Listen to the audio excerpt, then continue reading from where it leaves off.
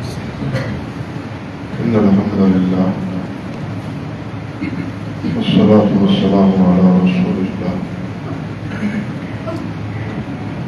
أما بعد أعوذ بالله السميع العليم من الشيطان الرجيم من همزه ونفخه ونفخه بسم الله الرحمن الرحيم هو الذي بعث في الأميين رسولا منهم يتلو عليهم آياته ويزكيهم ويعلمهم الكتاب والحكمة وإن كانوا من قبل لفي ضلال مبين. واجب التقديم حضرت الشیخ مولانا حافظ مسعود عالم مختار اللہ وطول حیاتہ دیگر اساتذہ اور عزیز میرے طالب علم بھائیوں، میں تو اس کو بھی شعبہ ادب سمجھتا ہوں کہ حافظ صاحب کی موجودگی میں کوئی بات کہنے کی جسارت کروں۔ وہ کل کی مجلس میں آپ نے محترم حضرت حافظ صاحب سے سن ہی لی ہے، اور یہ فقیر اس میں کیا اضافہ کرے گا، اس کی نہ اپنے آپ میں صلاحیت پاتا ہوں اور نہ ہی میں اس کے بارے میں اپنے اندر ہمت سمجھتا ہوں۔ محض آپ بھائیوں کی محبت اور اس قدیم مدرسے کی زیارت کرنے کے لیے آپ کی خدمت میں حاضر ہو گیا ہوں۔ اللہ سبحانہ و تعالیٰ یہ حاضری بھی قبول فرمائے آمین، اور ہمیں سچا طالب علم بنائے آمین۔ طالب علم بہت ہوتے ہیں جو بچتے ہیں،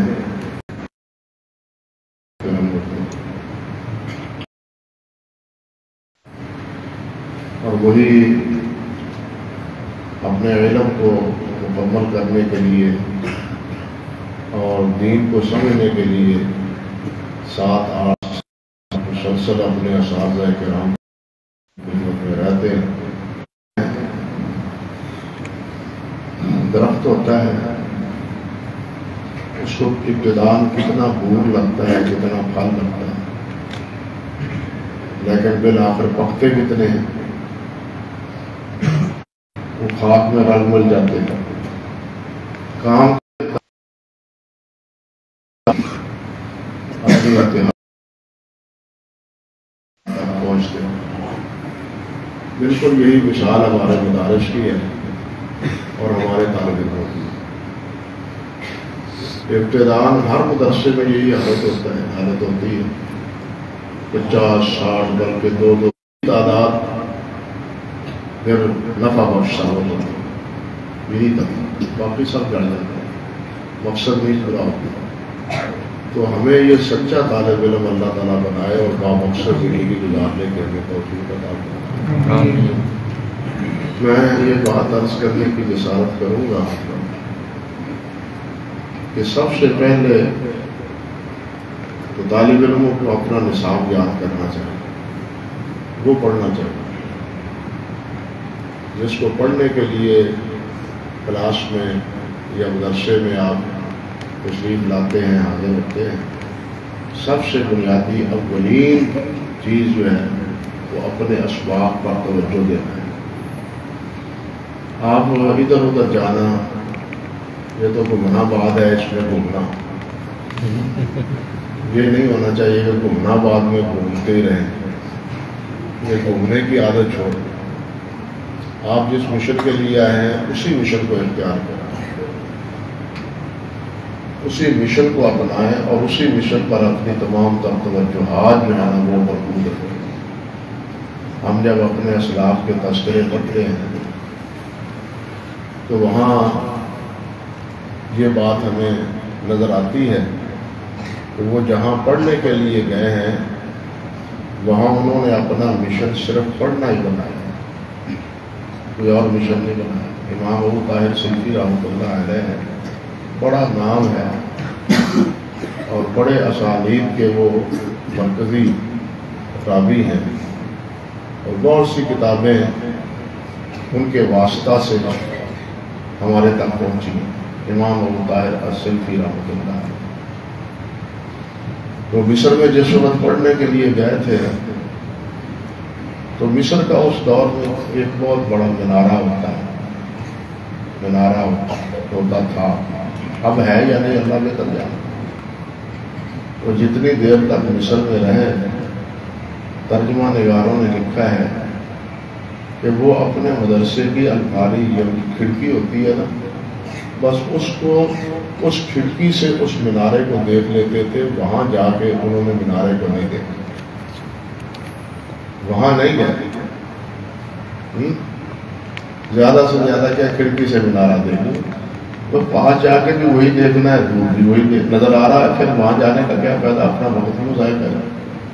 یعنی اس طرح اپنے وقت کو قیمتی بنانا چاہیے اور ادھر ادھر گھومنے پھرنے کی بجائے اپنا مقصد اپنی کتابوں کو رکھنا چاہیے. جب آپ اور ہم طالب علم اپنا مقصد کتابوں کو بنا لیں گے تو یقین جانیے آپ کے دل سے یہ چلنے پھرنے کا داہیہ بھی ختم ہو جائے. اور جو وقت پھر بچے، جو وقت اپنی درسی کتابوں سے بچے، ان کے علاوہ پھر دوسری اساتذہ کرام کی رہنمائی سے دوسری کتابیں جو ہیں نا ان کو دیکھتے ہیں. بالخصوص اردو کی کتابوں کو بھی پڑھیں، عربی کی کتابیں ہی نہیں، اردو کی کتابیں، کیونکہ ہمارے پاکستان میں جو پاپولر زبان ہے وہ اردو کی ہے. اردو اچھا بولنا، اردو اچھا لکھنا یہ تبھی ہو سکتا ہے جب آپ اچھا اردو پڑھیں گے. جب آپ پڑھیں گے نہیں، اردو کی ترکیب کا مسئلہ اور ہوتا ہے، اس کی ترتیب اور ہوتی ہے، اس کے مبتدا خبر اور ہوتی ہے، عربی کی ابتدا اور خبر کی کیفیت اور ہوتی ہے. جب آپ اردو کے جملوں کو اس طرح سمجھ نہیں پائیں گے تو ہم نے دیکھا ہے کہ عربی کتابوں کا ترجمہ کرنے والے جب اردو سے شناسائی حاصل نہیں کرتے تو وہ لفظی ترجمہ کرتے ہیں، قاری کی سمجھ سے ہی وہ بالا ہوتا ہے، اس کے پلے پڑتا نہیں. کیوں نہیں پڑتا؟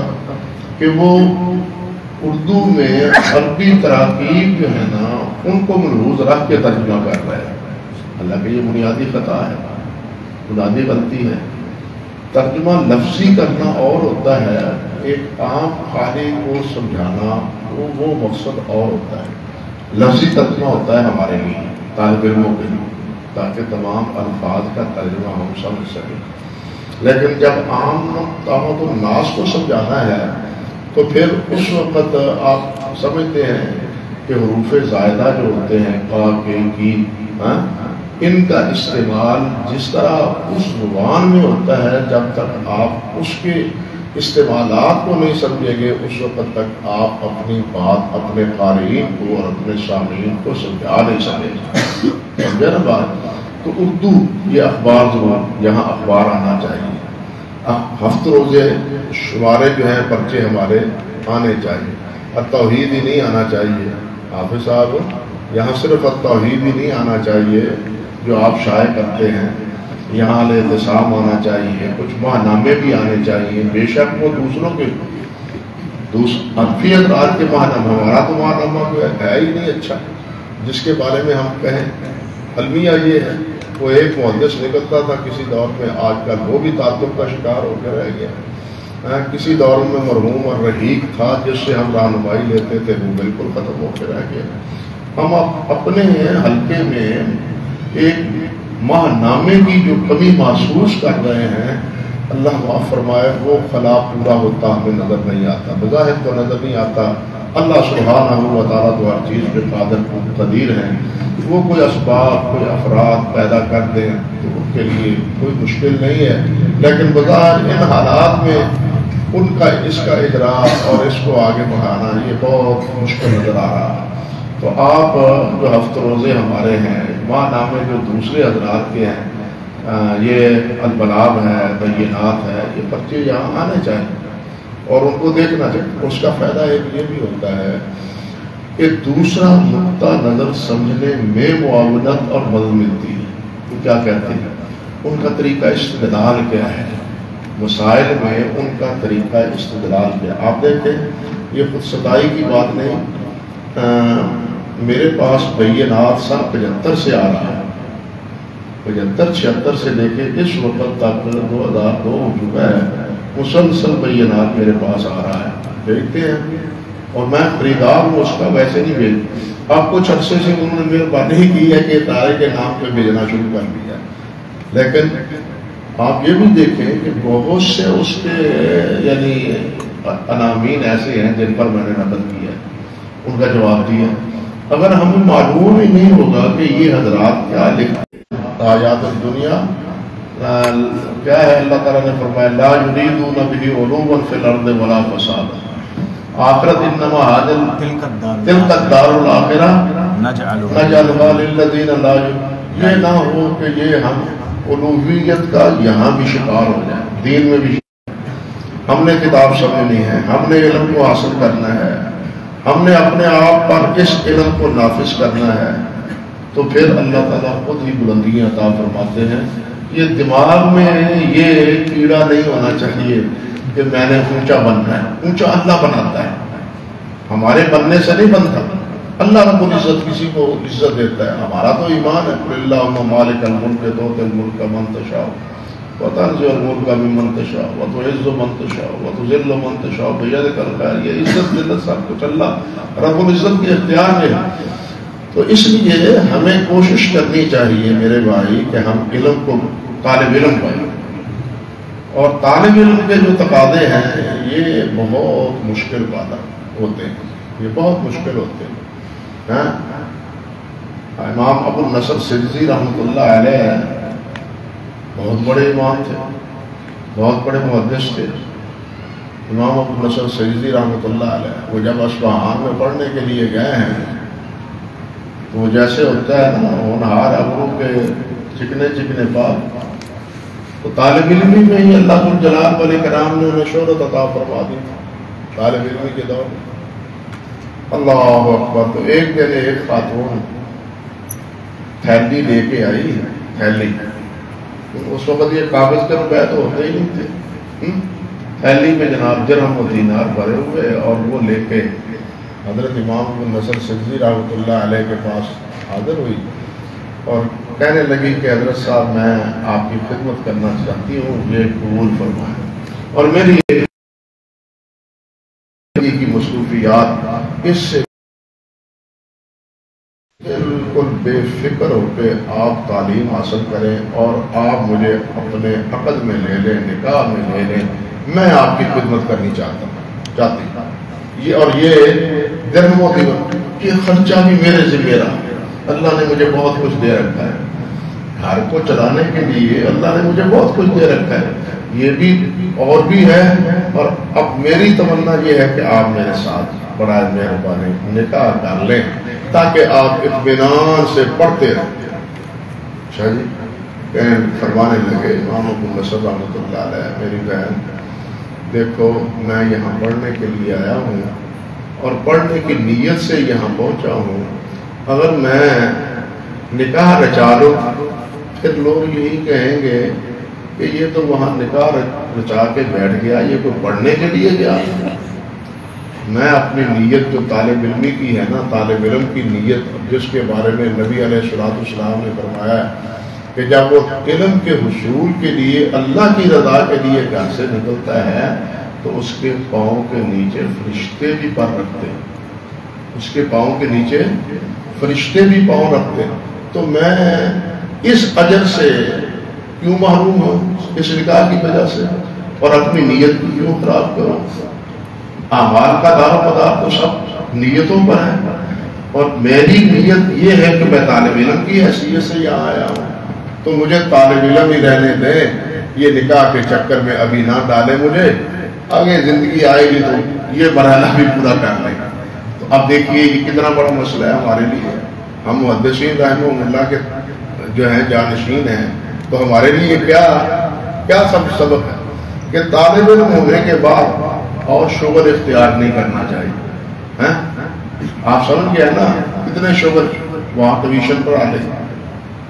یہاں ہمارے طالب علم وہاں جناب عصر کے وقت کہیں اور جگہ، مغرب کے وقت کہیں اور جگہ، عشاء کے وقت کہیں اور جگہ. یہ ٹیوشنیں پڑھائی جا رہی ہیں ہے یا نہیں اسی طرح، اور اپنے اسباب پر اپنا مطالعہ وہ کیا نہیں جا رہا. آپ بتلائیے ہمارے کتاب کو خراب نہ کریں. ہاں اگر وہ کتاب آپ کی ہے خود خرید لیں ذہن سے، پھر اس کی ابتدا میں اس کو نقل کرتے جائیں، کیونکہ وہ کتاب آپ کی ہے. اگر مدرسے کی ہے تو اس مدرسے کی کتاب کو خراب نہ کریں بلکہ نوٹ بک میں نقل کریں. وہ جو بالفرض وہ نہیں پڑھ سکے، مگر اتنا تو علم ہونا چاہیے کہ اس کتاب میں لکھا ہوا کیا ہے، کس علم کے متعلق ہے، کون کون سے مباحث ہیں اس کتاب میں، تاکہ مستقبل میں ان مباحث میں سے کسی مبحث کی آپ کو ضرورت پڑے تو آپ اس کتاب کو اٹھا سکیں. اگر آپ کو پتہ ہی نہیں ہے کہ اس کتاب میں لکھا ہوا کیا ہے تو آپ اس کی کتاب سے استفادہ کریں، آپ کو پتہ ہی نہیں ہے. یہ تو بالکل اسی طرح ہے نا، طبیب کے پاس ساری ادویات موجود ہو، بیماری کا سارا علاج موجود ہو، لیکن انہیں پتہ ہی نہ ہو کہ کون سی دوائی کس بیمار کو دینی. فائدہ ہوگا ایسے طبیب کا جس کو یہ پتا نہیں ہے کہ کون سی دوائی کس مرض کے لیے کارگر، تو اس کی رکھی ہوئی دعائیں فائدہ ہے تو جائے گا اس کے پاس، نہیں جائے گا، پتہ ہی نہیں ہے کسی چیز کا. تو بھائی اسی طرح جب آپ کتاب دیکھیں اس کتاب کا کم سے کم انڈیکس، اس کی فہرست وہ ضرور دیکھا کریں اور اس کو اپنے ذہن میں رکھنے کی کوشش کریں کہ یہ کتاب جو ہے نا وہ اس میں کون سی چیز فائدے کی ہے، کون سی چیز فائدے کی. اور بالخصوص جو کتابیں ہمارے شیخ الاسلام حافظ ابن تیمیہ رحمۃ اللہ علیہ، حافظ ابن قیم رحمۃ اللہ علیہ، اور پھر حافظ ابن رجب رحمۃ اللہ علیہ، سوائے چند کتابیں، ان کی سوائے چند کتابوں یہ استثناء بھی کر سکتا ہوں، باقی ان کی کتابیں وہ قابل مراجعت ہیں. حافظ ابن حزم رحمۃ اللہ علیہ کی بھی سوائے 2-4 کتابوں توقل الحمامہ ہو گئی یا دوسری کتابیں ہوئی، ان کے علاوہ معلّہ کو دیکھیں، الفصل کو دیکھیں. لیکن یہ کتابیں بڑی کلاس کے ساتھیوں کی کے مراجعت میں آنی چاہیے. تو عرض کرنے کا میرا مقصد یہ تھا کہ ہمیں زندگی بھر طالب علم رہنا چاہیے، اور دوسری بات یہ ہے کہ ہمیں اپنا تعلق کتاب سے جوڑنا چاہیے، اپنا تعلق موبائل سے نہ جوڑیں. اللہ کے لیے اپنا تعلق موبائل سے منقطع کریں، یہ وقت کے ضیاع کا بہت بڑا سبب ہے. اس سے معلومات حاصل ہو جاتی ہیں لیکن علم حاصل نہیں ہوتا. علم اور چیز ہے، معلومات اور ہے. معلومات تو یہ آپ جہان میں کیا ہو رہا ہے یہ آپ کو اس میڈیا سے پتہ چل جاتا ہے، فلاں جگہ کیا واقعہ ہوا ہے، فلاں جگہ کیا ہوا ہے، فلاں نے کیا کہا، یہ معلومات ہے. یہ علم نہیں ہے. علم ہے جس فن کو آپ اختیار کریں اس کی گہرائی تک پہنچنے کی کوشش کریں، یہ ہے علم. اس سے آپ یہ تو فائدہ اٹھائیں کہ یہ چیز کہاں ہے، اس پر اعتماد نہ کریں. میں نے دیکھا اور تجربہ کیا کہ جو حضرات یہ حتیٰ کہ شاملہ سے، کمپیوٹر سے، موبائل سے مراجعت کر کے حوالہ دیتے ہیں، 80% اس میں خطا کرتے ہیں، 80% خطا کرتے ہیں. وہ صحیح نہیں ہوتا، کامل وہ بھی نہیں ہوتا. آپ اس سے یہ تو فائدہ یہ حدیث کا ہے، یہ مسئلہ کہا ہے، لیکن مسئلہ کتاب میں دیکھیں، حدیث کتاب میں دیکھیں، اس پر اعتماد نہ کریں.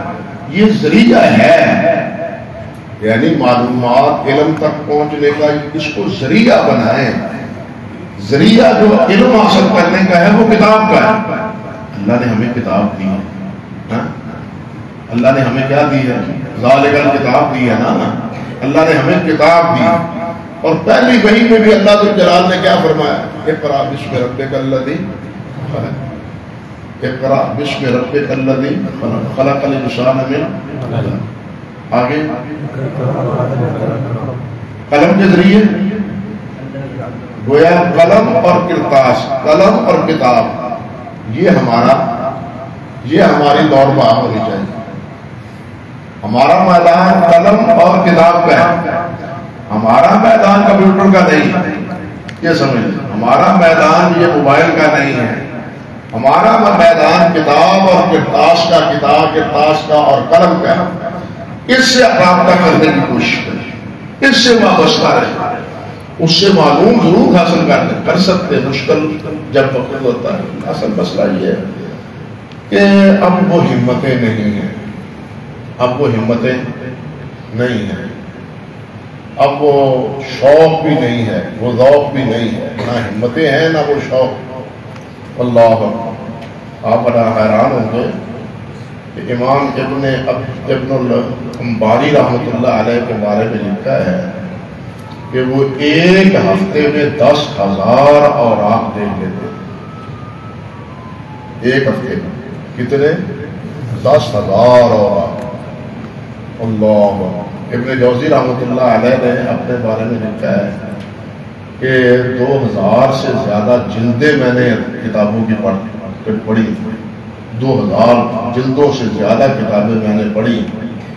تو اب ان کے تذکرے ہیں جنہوں نے اس طرح کتابوں کو پڑھا ہے، اور آپ نے اپنے علم کو، اور آپ نے انہوں نے سنبھالا ہے اور آپ سے سنبھالا ہے، ان کے یہ طریقے تھے۔ حضرات محدثین رحمۃ اللہ میں بھی اسی طرح ہزاروں لاکھوں احادیث ہیں، وہ ان کو اخباری نہیں تھی بلکہ ان کے بیانات میں بھی وہ محفوظ ہوتی تھی۔ کیوں؟ اللہ ذوالجلال والاکرام، وما کان ربک نسیہ، ٹھیک ہے نا، وما کان ربک نسیہ، اللہ بولنے والے تو ہم ہیں، لیکن اللہ ذوالجلال نے سارا کچھ کتاب میں لکھوایا یا نہیں لکھوایا؟ اگر نہ لکھواتے تو اللہ تعالیٰ کو بھول جاتا، اللہ سبحانہ و تعالیٰ کو یاد نہ ہوتا، یاد بھائی جس مالک نے کہا قلم لکھتے جاؤ، یہ لکھو، سب کچھ لکھوا دیا یا نہیں لکھا؟ ہے نا عقیدہ ہمارا، تو اللہ تعالیٰ کو معلوم تھا نا، اللہ کے علم میں سب کچھ تھا، لیکن پھر بھی لکھوایا ہے۔ یہ چیز بتلاتی ہے کہ ہمیں بھی اپنے لکھنے اور کتاب کے ساتھ ربط کو مستحکم کرنا چاہیے۔ یاد ہے ٹھیک ہے، لیکن ہمارے پاس بھی کچھ نقل ہونا چاہیے۔ سدا بہار ایسی نہیں رہتی، یاداشت کی سدا بہار نہیں رہتی، بھول جاتی ہے، اور اس کا علاج پھر یہی کتاب و قلم و کرتاس، بات سمجھے نا، اس کا علاج پھر یہی قلم و کرتاس ہے۔ بہت سے لوگ پوچھتے ہیں حافظے کی دعائیں، حافظے کی کوئی دعائی نہیں ہے، حافظے کی کوئی دعائی نہیں ہے، جو اللہ تعالیٰ نے بنا دیا ہے یہ سانچہ اسی کا ہے۔ یہ حافظہ کیا ہے؟ یہ حافظہ اسی کتاب کے ساتھ وابستگی کا نتیجہ ہے۔ حضرت امام بخاری رحمۃ اللہ علیہ سے کسی نے پوچھا کہ حضرت صاحب آپ کیا دعائی استعمال کرتے ہیں؟ اتنا بڑا حافظہ ہے آپ کا، ہر چیز محفوظ ہے اللہ کے فضل و کرم سے، اساتذہ بھی تمہارے حافظے کی جو ہے نا وہ مدح سرا ہے، تو کئی دعائی کرا رہے ہیں؟ کوئی دعائی نہیں کرا، تو پھر کیسے ہے آپ کو یہ سب کو یاد؟ تو فرماتے ہیں کہ میں ہمیشہ کتاب دیکھتا ہوں، ہمیشہ کتابوں کو پڑھتا ہوں۔ یہ ہمیشگی کتابوں کے ساتھ وابستگی یہی حفظ کی دوا ہے، بات سمجھے یا نہیں؟ حفظ کی دوائی یہی کتابوں کے ساتھ وابستگی ہے۔ اگر کتابوں کے ساتھ یہ وابستگی نہ رہے تو پھر آہستہ آہستہ آہستہ آہستہ یہ ساری چیزیں چھٹتی چلی جاتی ہیں۔ تو بہرحال میں نے نہ چاہنے کے باوجود بھی حضرت میرے مہربان، میرے بزرگ، میرے سبھی کچھ یہی ہیں، سچی بات یہ ہے، ان کی موجودگی میں یہ جسارتیں کی ہیں، اتنی ٹوٹی پھوٹی، یہ اللہ سبحانہ و تعالیٰ قبول فرمائے، اللہ تعالیٰ ان کی عمر میں برکت فرمائے، اور ہمیں بس سچا طالب علم بنا لے، ہیں، اور طالب علم کے جو فضائل ہیں، جو نبی علیہ الصلوۃ والسلام، عالموں کے تو بہت بڑے ہیں نا، ہم تو طالب علم رہنا چاہتے ہیں۔